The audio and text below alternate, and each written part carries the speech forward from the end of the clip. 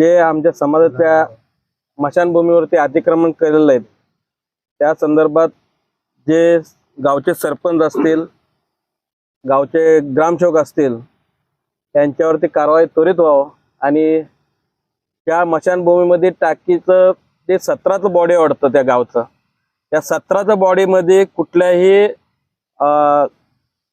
त्यांच्या ग्राम सदस्यांना कुठल्याही याच्यामध्ये न घेता फक्त केवळ आणि केवळ फक्त पैशाच्या मलिदेसाठी ग्रामसेवक आणि सरपंचाने जे खेळी केलंय आणि ज्या समाजाला तुम्ही हलक्यात घेऊन, ज्या समाजाचा तुम्हाला असं वाटत असं अस्तित्व कमी आहे आणि हा समाज काय बोलणार नाही, याच्यासाठी जर तुम्ही आमच्या समाजावरती जर अन्याय करत असाल आणि सगळ्यात महत्त्वाचं म्हणजे 75 वर्ष होऊन गेले स्वातंत्र्य भेटून, त्या स्वातंत्र्य भूमीमध्ये आज तुम्ही जर असं अन्यायकारक आमच्या समाजावर करत असाल आणि स्मशानभूमीसारखा म्हणजे एकदम असं पुरा मनाला ठेस पोचणाऱ्यासारखं, तर गावातील समस्या विस्कळीत होऊ नये, तणाव निर्माण होऊ नये म्हणून तुम्हाला आम्ही चौकशी चर्चासत्रासाठी आम्ही तुम्हाला बोलवलं होतं. जे तुम्ही करू शकताय ते तुमचे मेंबर सुद्धा करू शकतात. आम्हाला शब्द एवढंच द्या, त्या ठिकाणावरती टाकी नसेल.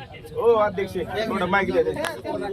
सर तुम्ही तिथे येऊन बघा, पाण्याची टाकी लहान तोट्या बसवून आपण ह्याच्या अगोदरच केलेले, तरी पण तुमच्या मागणीनुसार मी स्वतः सरपंच या नात्यानं पाण्याची सोय तिथं तुमच्या स्मशानभूमीत 100% करण्याची ग्वाही मी देतो. ती पाण्याची टाकी साईडला एक लहान केलेली आहे. लोकांच्या स्मशानभूमीत आल्यानंतर तिथं 4 समाजाच्या स्मशानभूमी होत्या, त्या 4 समाजाच्या स्मशानभूमीत आल्यानंतर हात पाय धुण्यासाठी एक अशी गोल पाईपाची टाकी असते ना, त्याला तोट्या बसवून सोय केली आहे. तरी पण तुमच्या समाजाच्या मागणीस्तव मी स्वतः सरपंच नात्यानं ग्वाही देतो, तिथं स्पेशल पाण्याची सोय करतो. दुसरी गोष्ट, तुमच्या 10 गुंठ्याचा विषय आहे का, तो पण मी तिथं द्यायला तयार आहे. 10 गुंठ तुम्हाला द्यायला.